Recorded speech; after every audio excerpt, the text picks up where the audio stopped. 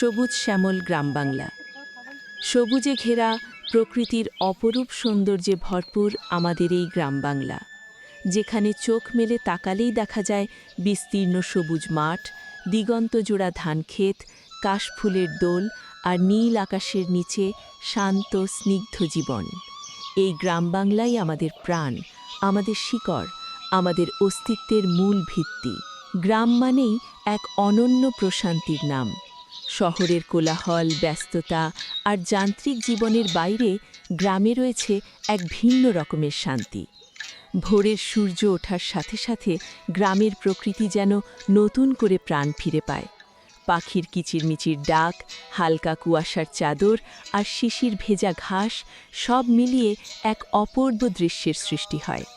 গ্রামের সকাল শুরু হয় খুব ভোরে। কৃষকেরা লাঙল কাঁধে নিয়ে মাঠে যায়, গৃহিণীরা উঠোন ঝাড়ু দেয়, কেউ গরুকে খাওয়ায়, আবার কেউ পুকুরে গিয়ে পানি তোলে। এই সরল জীবনযাত্রাই গ্রাম বাংলার সৌন্দর্যকে আরও গভীর করে তোলে। বাংলার গ্রাম মানেই কৃষি নির্ভর জীবন।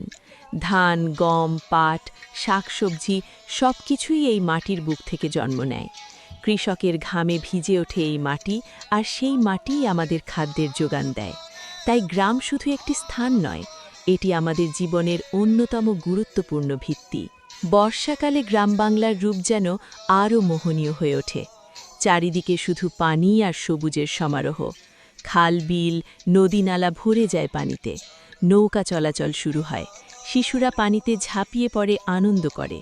এই সময় প্রকৃতি যেন তার সবচেয়ে সুন্দর রূপটি মেলে ধরে। শরৎকালে সাদা কাশফুলে ভরে যায় মাঠের ধারে ধারে। নীল আকাশে ভাসে সাদা মেঘের ভেলা। এই দৃশ্য মানুষের মনে এক অদ্ভুত প্রশান্তি এনে দেয়। হেমন্তে পাকা ধানের গন্ধে ভরে ওঠে চারদিক। কৃষকের মুখে হাসি ফুটে ওঠে, কারণ তার পরিশ্রমের ফল ঘরে তোলার সময় এসেছে। শীতকালে গ্রাম বাংলায় দেখা যায় এক ভিন্ন দৃশ্য। ভোরবেলা ঘন কুয়াশায় ঢেকে থাকে চারদিক। গাছের পাতা, ঘাসের ডগায় জমে শিশির বিন্দু। পিঠাপুলি তৈরির ধুম পড়ে যায় ঘরে ঘরে। গ্রামের মানুষ একসাথে বসে এই আনন্দ উপভোগ করে। বসন্ত এলে গ্রাম হয়ে ওঠে আরও রঙিন। গাছে গাছে নতুন পাতা, ফুলের মেলা আর পাখিদের গান সব মিলিয়ে এক উৎসব মুখর পরিবেশ তৈরি হয়।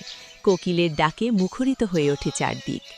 গ্রাম বাংলার মানুষের জীবন খুবই সহজ সরল। এখানে মানুষ একে অপরের সুখ দুঃখে পাশে দাঁড়ায়। কোনো বাড়িতে বিপদ এলে পুরো গ্রাম এক হয়ে সাহায্যের হাত বাড়িয়ে দেয়। এই পারস্পরিক ভালোবাসা আর সহযোগিতাই গ্রাম বাংলার সবচেয়ে বড় শক্তি।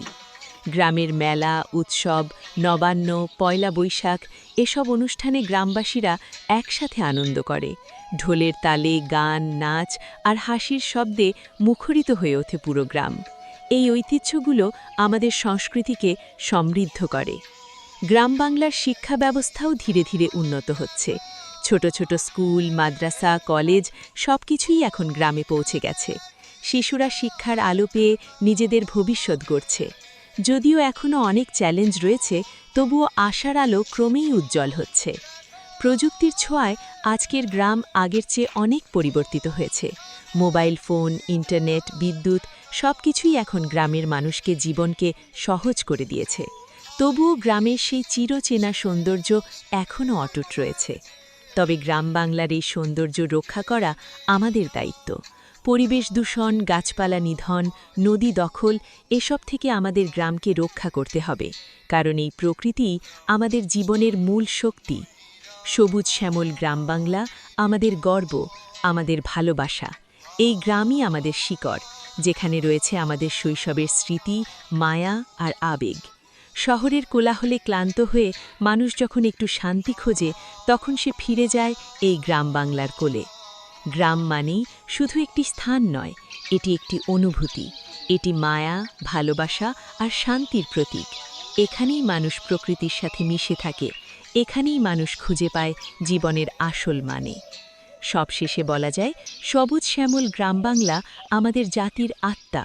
এই গ্রামই আমাদের সংস্কৃতি, আমাদের ঐতিহ্য, আমাদের পরিচয় বহন করে চলেছে যুগের পর যুগ।